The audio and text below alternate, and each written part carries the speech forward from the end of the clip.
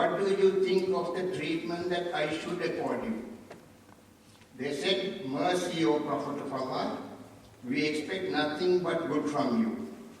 Thereupon the Prophet declared, I speak to you in the same words as Prophet Joseph spoke to his brothers. This day there is no reproof against you. Go your way, for you are free. I see a lot of ex-servicemen here who were involved in one way or the other, chiefly in combat. You must be happy that your prestige has grown after the elimination of the coup of the LTTE. Those who supported the LTTE drew an aura of invincibility round the Tigers. The Sri Lanka army did not think so. The army that fought the enemy to a finish had young, dedicated, and disciplined officers and soldiers. Prabhakaran lived in a fool's paradise. Even in his last moments, he thought he could at some point deliver a crippling blow on the battlefront and exact a heavy casualty toll. The strategists of the Sri Lanka army had planned for that and they won the war. Prabhakaran was wrong and he met his Waterloo in Tandikulo.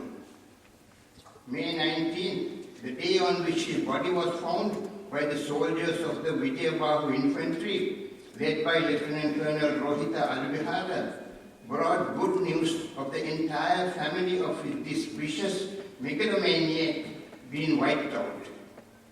Therefore, in this year of our National Heroes Day commemoration, we are heirs to a great legacy left to us by our brave troops. We are here in great strength to pay our own tribute on this day to our war heroes, both past and present. Their bravery, sacrifice and selflessness help all of us to breathe a sigh of relief, and it has changed the history of our beloved country. The army lost nearly 7,000 fighters and 22,000 were wounded. Their sacrifice was not in vain. The sheer improbability of the battle against a hidden enemy makes victory memorable to all of us. My dear friends, what we cannot and what we must not forget is May 19 this year was a day when the bravery and selflessness of 200,000 of our soldiers changed the history of an entire century. These soldiers were ordinary men from the villages and towns, but they found it within themselves to do the extraordinary. All we can say is bravo. They have vindicated all our past heroes, Edward Henry Petries, Sir Ponnambalam Ramanathan, who pleaded with the then governor for a reprieve of the death sentence passed on Edward Henry Petries, T.B. Jaya, Sir Baron Jayatilaga, F.R. Senanayake, T.S. Senanayake, E.A.P. Vijayaratna, and many others who fought to unify and unite Sri Lanka as one nation. Now they can rest in peace and in the real sense of the term. Our country, by all historical records, is heaven on earth. We can learn a lot from books, but since we are all very happy, you will permit me to illustrate it with the contents of an email that is doing the rounds currently. A rich American tourist decided to go around the world to observe to himself how the people's beliefs are in the countries around the world. He went to China and went into a church. He found a telephone in gold which said, "Direct line to God." Underneath it is a sign said, "Talk to God, it costs only $10,000. He asked the priest what it means, and he said, "You can use this phone and talk directly to God." He thanked the priest and went his way.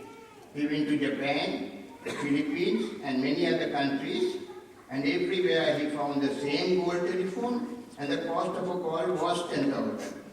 At last he came to Sri Lanka. He found the same gold telephone, and the sign underneath it said, all cost 5 rupees only. He was surprised. He asked the priest in charge, how come everywhere they are charging 12,000 to speak to God, you charge only 5 rupees? The priest was unruffled. He told the tourist calmly, my son, it is true, but you are now in Sri Lanka. Sri Lanka is part of heaven, and it is the cause for a local call.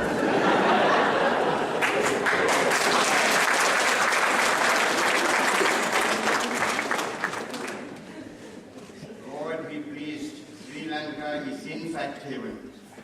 The ancient Arabs who came here, whose progeny we are, named it Ceylon and Serendip, a beautiful and heavenly country.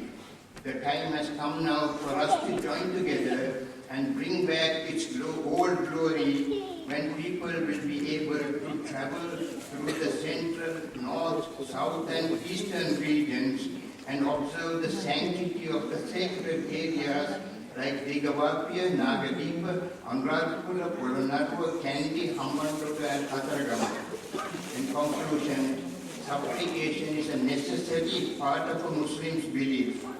In keeping with our tradition to make supplication for our need, for our religions, neighbors, friends, relations, families and countrymen, I ask Allah to make this victory firm, make this victory the spring of our hearts, the light of our breasts, the banisher of our grief, and the remover of our care and replacing it with joy instead.